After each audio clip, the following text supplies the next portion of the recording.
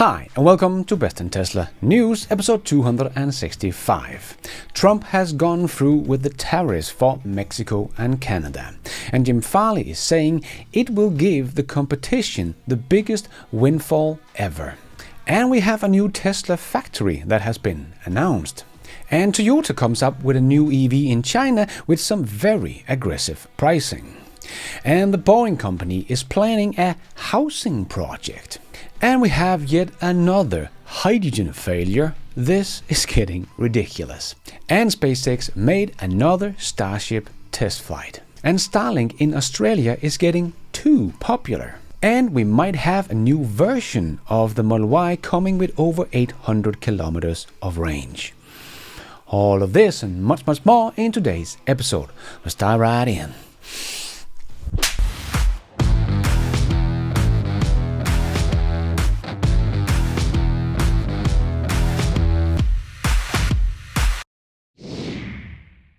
Let's put our living stereo stylus in this groove.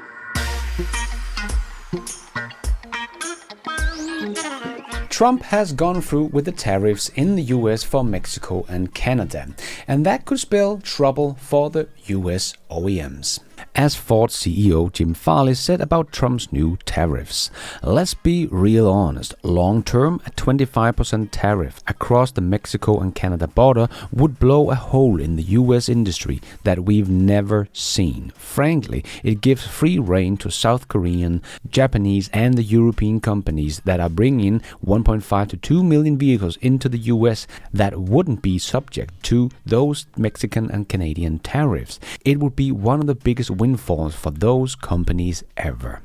Yes, this could really hurt the old guys, and Tesla the least, as they have one of the most American-made cars on the market, as Jeff also wrote on X. So the US tariff on Mexico will mostly net benefit Tesla. 3 of the top 10 EVs sold in the US are final assembled in Mexico, and all 3 happen to be Tesla Model 3 and Model Y tier and form factor vehicles. There's only one no Tesla where some of this volume could go, Lyric, but too high priced.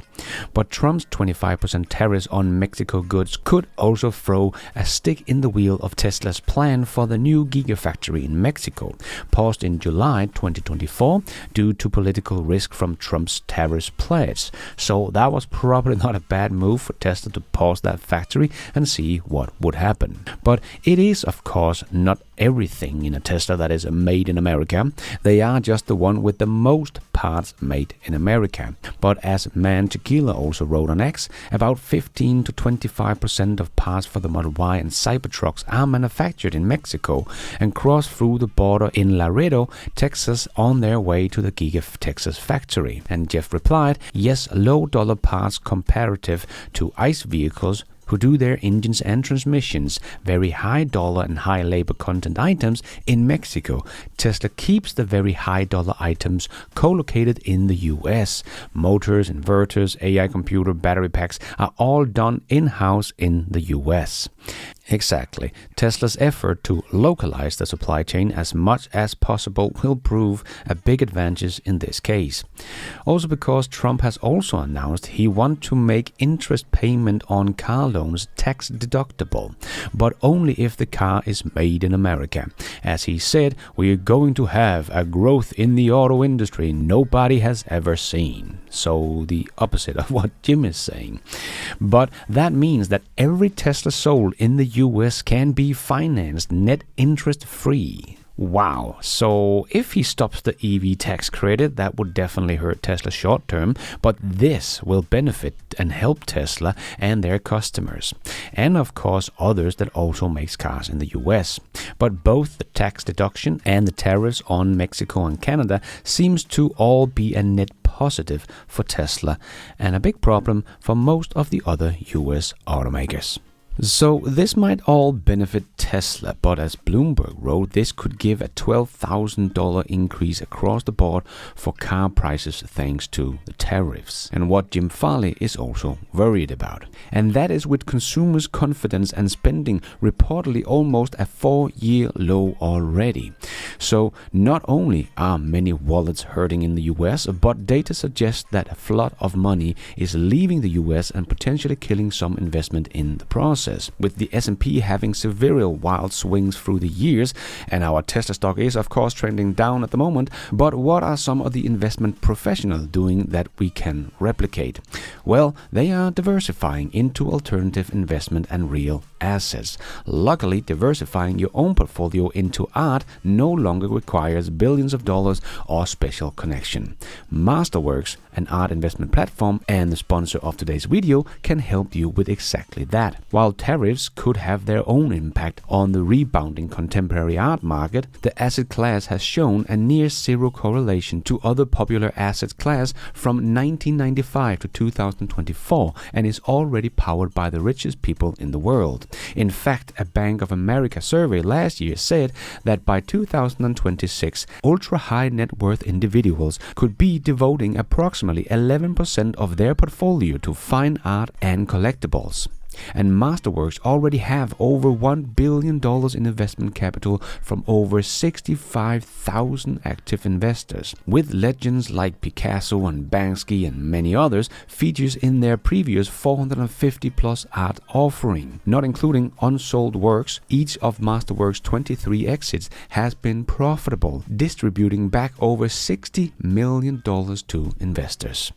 While this channel is not able to invest, I have been partnering with Masterworks for years now, and my viewers can get priority access with the QR code on the screen or with the link in the description below, or go to masterwork.arc/bestintesla and go nuts, my friends.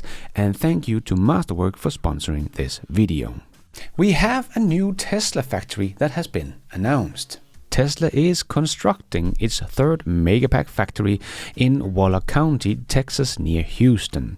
Tesla already has a distribution warehouse in Empire West where they store batteries and other items.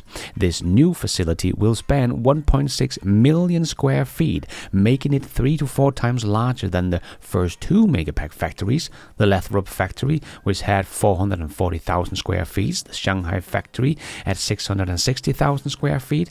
So it seems to become a much bigger factory, and we will see what they will use all that space for. But Tesla will of course manufacture and store Megapacks in an existing 1 million square foot structure, and according to Drive Tesla Canada, produce some batteries in the yet to be announced 600,000 square feet space.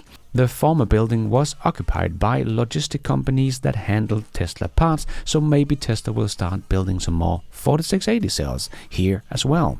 But no matter what, Tesla aims to employ around 1,500 workers on the site compared to Lathrop factory, which currently have at least 1,000 employees dedicated to that facility alone. So Tesla seems to be making something bigger than Lathrop. And we don't have to wait as long for this factory to come online as we did with the Lathrop factory, because it will be in an existing building, allowing much sooner start of production. The deal includes a $44 million facility improvement and a $150 million in Tesla manufacturing equipment that Tesla will install. The next phase involves a new $31 million distribution facility with about $2 million in Tesla distribution equipment and building upgrades. And as Waller County Economic Development Partnership Executive Director said, "I want to thank Tesla for investing in Waller County and Brookshire. This will be state-of-the-art manufacturing facility for their Megapack product. It is a powerful battery unit to provide energy storage and support to help stabilize the grid and prevent outage." So it seems like Tesla want to bolster the US-based energy storage production, and going to be very exciting to see how fast they can get this online, as the Shanghai factory has just come online here in the beginning of 2025. So one more coming online here in 2025 would be a nice add-on to Tesla's already fast-growing energy business. Tesla's energy storage deployment surged to 31.4 gigawatt hours in 2024, more than doubling from 14.7 gigawatt hours in 2023. 2023. The company expects installation to grow by at least 50% this year, and seems like they will definitely make sure the supply will be growing fast as well. And the big boy Toyota has launched its BZ3X SUV, its cheapest EV in China, with a $15,000 starting price. Now that is very competitive pricing. Toyota's BZ3X seems to be seeing good initial acceptance, securing over 10,000 orders in the first hour of launch.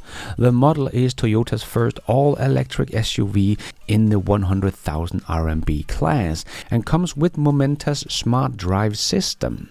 So this car will have LiDAR built in, so what Jim Farley said they would never put into an affordable car because it's too expensive, but Toyota is putting it into their very affordable electric SUV and other nice tech as well. So unlike the Honda S7 that has just been released as well, that did not get all the driver assist features people were hoping for, so that will probably not be seen as very competitive in China, as it doesn't come with a lot of high tech.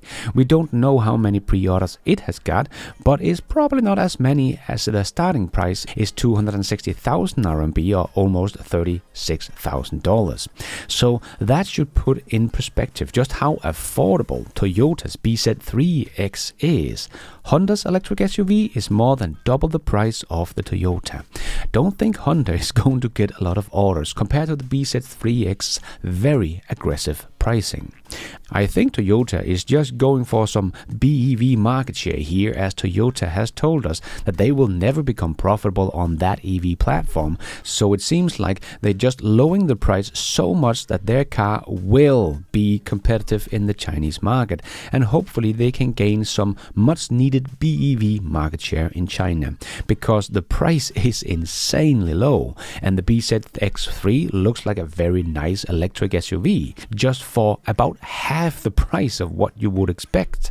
But we will see how it does. But how does it compare to the refreshed Model Y? Well, when it comes to the price, the Tesla Model Y cost about $36,000 in China, so it's a lot more expensive than Toyota's and is at the same level as the Honda S7. But we are hearing that the new refreshed Model Y has received over 200,000 pre-orders. So if all of those pre-orders go through, that's about 1/3 of Tesla's entire year of sales in China from all their car models combined. So the demand for Tesla's refreshed Model Y seems extremely high. So you might have heard one or two people proclaiming on social media platforms that they are selling their Tesla in protest against Elon. But then just remember that each store in only Beijing has been able to add almost 100 new orders per day since it launched the refreshed Model Y on the 10th of January. And delivery started on the 26th of February, so also just remember that the gap of 45 days from when they revealed it to the first delivery took place, and that is on a global scale, so a 45-day stop of production and ramp up of the new production line, that can easily mean that Tesla has dropped something like 150,000 units here in Q1 alone, just from those days. But it seems like the demand for the refreshed Model Y in China is extremely high, so I will bet we will see the Model Y climb the sales ranking once again here in 2025. But it will be very interesting to see how many Toyota will deliver of the BZ3X, because the price is extremely good. But if we look at this chart from Exile I showed in my Overflow News show, we can see that Toyota does not have a huge production of BEVs going on, so they will probably be limited by supply. But let's keep an eye on Toyota's sales in China of their BZ3X. And a project I didn't see coming was The Boring Company is planning a housing project. The Boring Company, Elon Musk's tunneling startup, seems intent on bringing a futuristic twist to the housing game. As per a recent report from the Las Vegas Review Journal, The Boring Company is planning to build a 132-unit multifamily project with a connected loop station located at 4300 Paradise Road, the planned 6-story U-shaped building will feature drive-through bodega on the ground floor and a second level packed with amenities such as resident-only bar and lounge, game room, gym and courtyard. With just 24 parking spots instead of the usual 189, the project leans hard into the loop connection. The review journal noted, citing plans that were filled with Clark County. The proximity of UNLV is also ideal, adding much-needed housing opportunities adjacent to the school, the planned project's justification letter read. The loop station in the planned facility will be part of the upcoming University Center Loop, which will connect a piece of land owned by the Boring Company to key areas around the city, such as the Virgin Hotel Las Vegas and the Las Vegas Convention Center. Upon completion, the Las Vegas Loop is expected to offer 68 miles of underground tunnel. The Vegas Loop is expected to have 104 stations spread across the resort corridor, downtown Las Vegas, and other key locations. For now, the Las Vegas Loop only have 4 stations, 2 at the Las Vegas Convention Center and 1 at Resort World, and another at Westgate. Another Las Vegas Loop station is expected to be completed at Encore. Can't wait for the whole loop to be complete, with all station and the housing projects going to feel real futuristic. And are you ready for another shocking news this week? We have another hydrogen failure. No, can't be. Toyota is saying it's the future. But as we could see this week, Shell says goodbye to hydrogen cars. They are closing all their stations in the state. And what state might that be, you are probably thinking? Well, there is basically only one state in the US that has hydrogen stations, so that is of course California. That has taken a very unexpected hit after 6 out of the 7 Shell hydrogen stations have closed permanently, leaving only 1 in operation in the entire state of California. The reasons? The oil company has hinted that they have had supply problem and external market factor that have bothered their business model.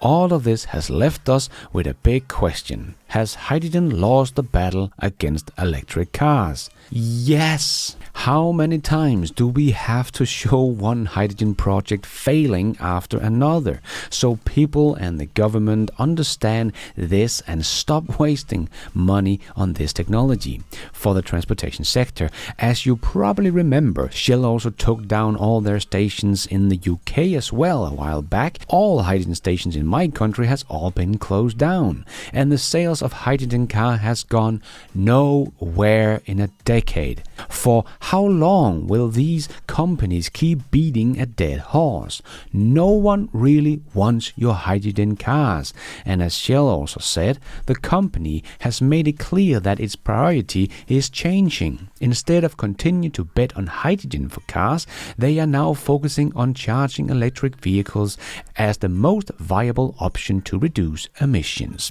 No shit, Sherlock. Let me just hammer this point home so everyone understands how stupid this is.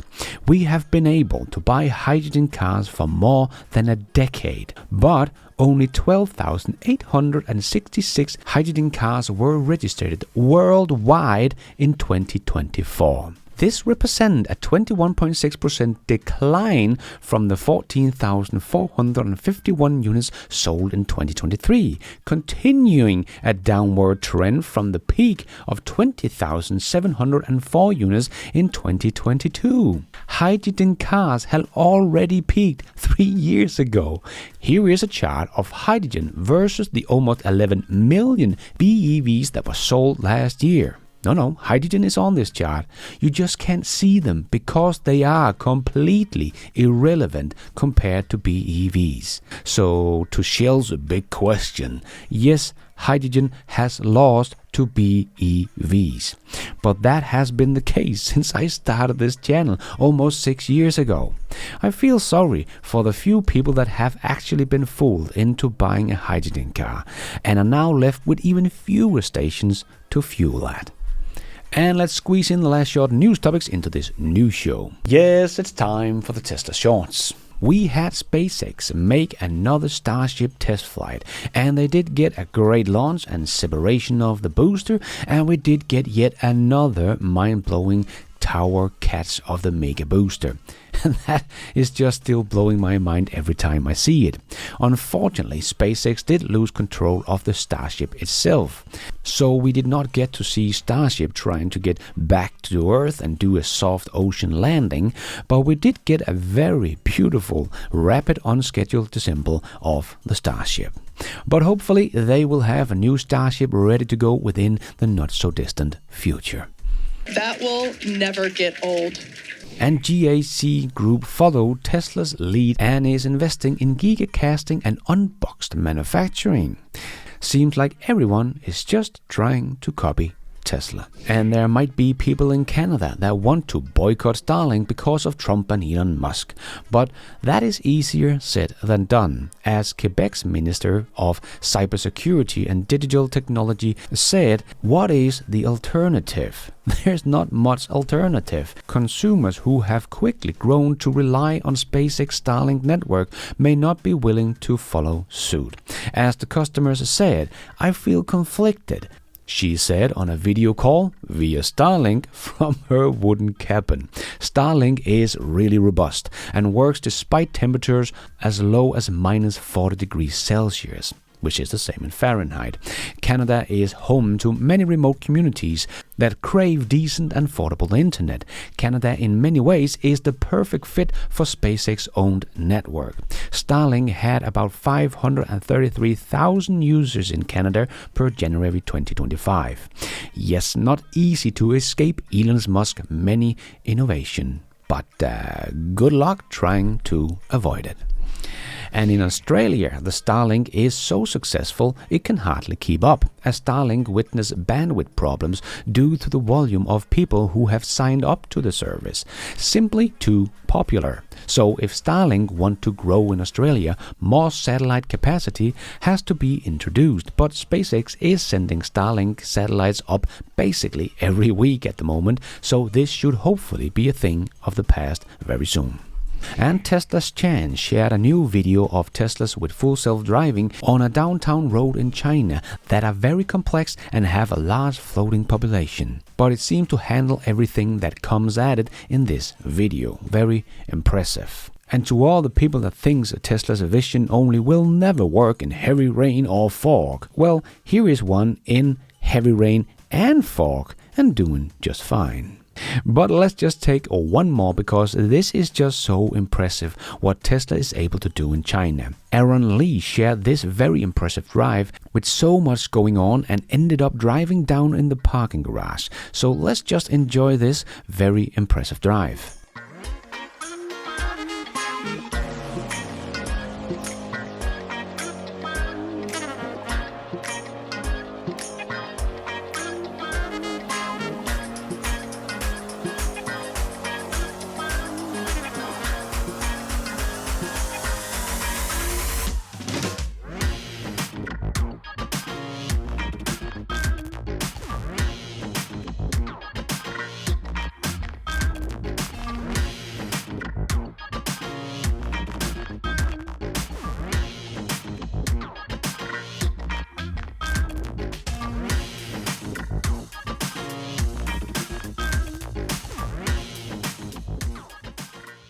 And a man has been arrested for shooting using Molotov cocktail in two separate incidents at Salem, Oregon Tesla showroom that caused $500,000 in damage. The 41-year-old man faced a federal charge of illegal possessing an unregistered destructive device.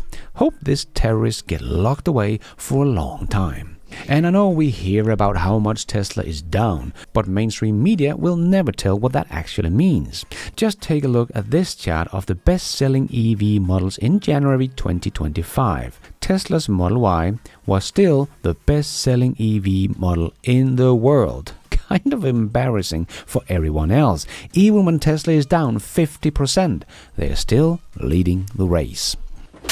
And as I talked about in my Overflow news show during this week, Ford was down 9% in sales in February, but the Mustang Mach-E was up 62%, while ICE cars were down 13%. But while the Mustang Mach-E is doing well and growing, the old ICE version sales has tanked. The Ford Mustang ICE version isn't doing too hot right now, Sales of the last remaining muscle car have nosedived so far in 2025, falling 36.4% in January and 32.2% in February compared to the same month last year. Probably all due to Elon Musk politics. But as far as I know, they are not making a refreshed model of this one, but this is probably just the electric version taken over. And we did also see that the F-150 Lightning was down 15%, so it doesn't seem like many people want their electric version of the F-150 pickup truck. So it will be interesting to see what the Cybertruck sales will be compared to the Lightning here in Q1.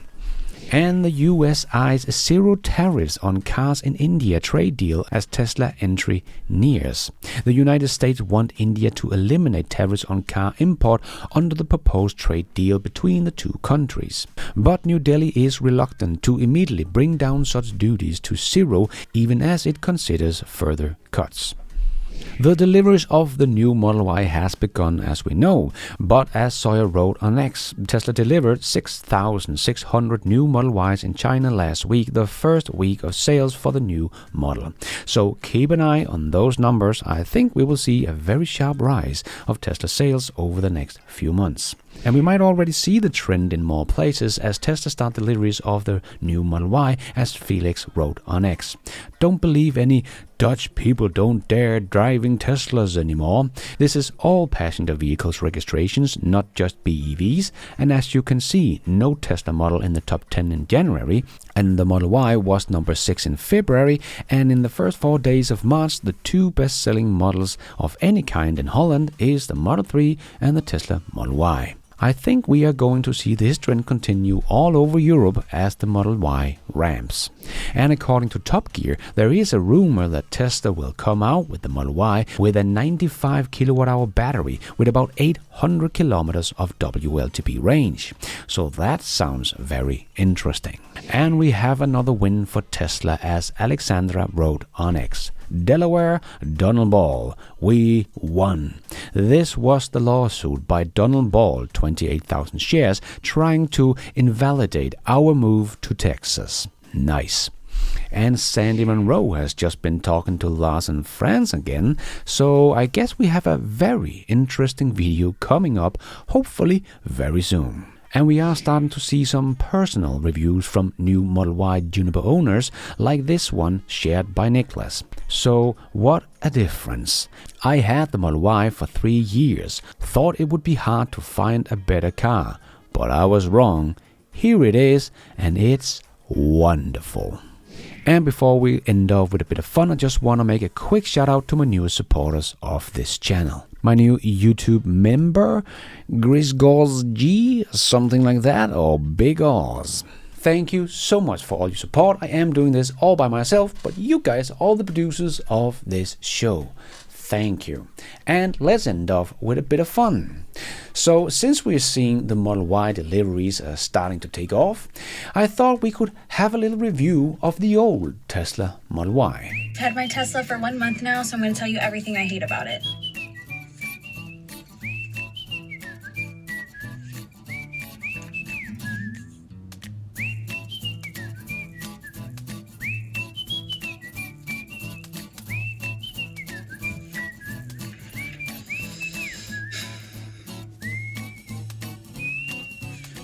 Hope that helps. Bye. That is all we have time for in this new show. Hope you enjoyed it. If you did, don't forget to hit that like button. It really does help this video out a lot, so others can find it on YouTube. And if you did like it, maybe you want to consider hitting that subscribe button and notification bell so you don't miss out on future videos just like this one. And if you're already a subscriber to the channel, thank you so much for the support. But if you want to support the channel even more, remember you can, for as little as $1, become a patron of this channel, or become a member of the YouTube channel to get a shout out as some extra perks like early access, ad-free versions of my videos, exclusive videos. So hit the members button or check out Patreon to find out more. And don't forget to follow me on X. I post pretty much all the news as it comes out and a lot more. And check out the merch store to get some merchandise and support the show. It is also possible to support the show without becoming a member or a patron. There is a donation option down below or on my website bestintesla.com. You can also become an executive producer and get news articles, exclusive videos, behind the scenes, and access to all my research, charts and spreadsheet also on bestintesla.com, or as simple as hitting the super like button. And thank you for watching. And until next time, take care out there and be nice.